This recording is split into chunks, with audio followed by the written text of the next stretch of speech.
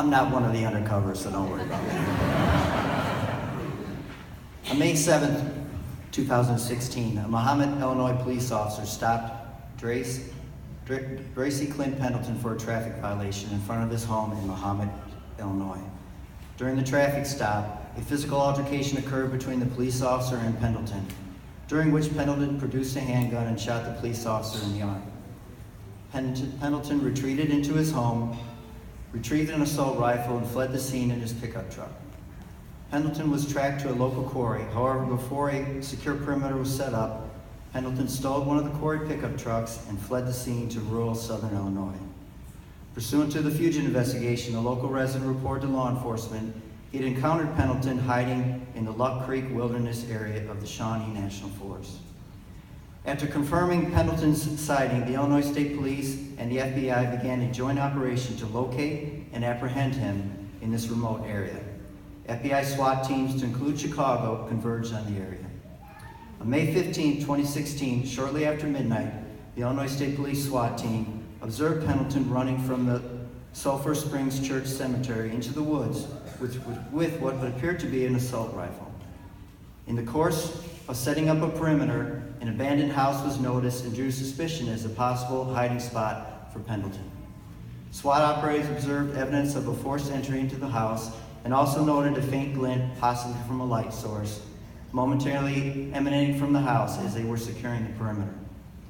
After initial searches of the residence by camera robots and K-9 units, which did not locate Pendleton, SWAT operators entered the structure in order to physically clear it. As the team was about to descend a stairway after clearing an upper level of the house, the team observed a passageway located in the far corner of the room that was covered with a piece of drywall.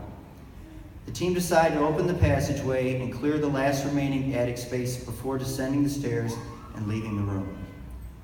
One of the operators attempted to remove the drywall covering the opening. However, there was some resistance. Accordingly, the drywall was physically removed, and Special Agent Matthew Darby peered into the opening in order to visually clear it. When Agent Darby illuminated the opening with a light attached to his weapon, Pendleton, who was concealed in the attic space, opened fire on the agents with an assault rifle.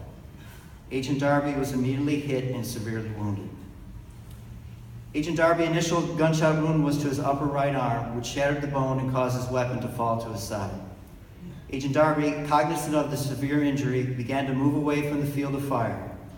As he began to move away from the opening, another round hit Agent Darby in his left arm. Agent Darby turned away from the opening and ran around two other operators. Both operators, to include Agent Thomas Callahan, returned fire towards Pendleton. As Agent Darby was running to the top of the stairway in order to get out of the line of fire, another round struck him in the right wrist as Pendleton continued firing his weapon in a sweeping motion from behind the wall. Agent Darby had now lost the use of both of his arms. Agent Darby reached the top of the stairway even though he had been shot twice in the right arm and once in the left. As he turned to descend the stairs, Agent Darby slipped and fell to the floor. Agent Darby, who was attempting to get out of the line of fire, tried in vain to lower himself down the stairs to avoid getting shot in the head. However, his efforts were severely restricted in light of both of his arms being incapacitated.